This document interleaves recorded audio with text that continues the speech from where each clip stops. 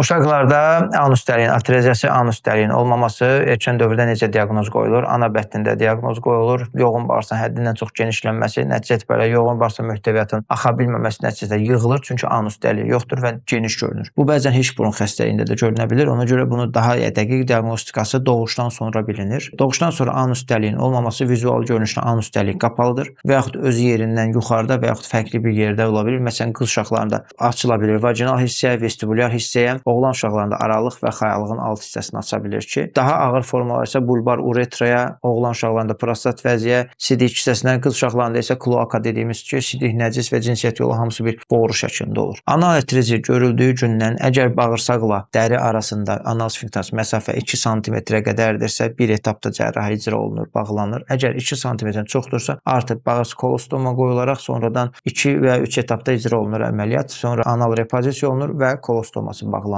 Ən önəmli və ən ciddi nüanslardan biri anal sfinkterin qorunmasıdır ki, ən önəmli budur ki, gələcəkdə nəcis qaçırma qabiliyyəti olmasın. Təşəkkür edirik.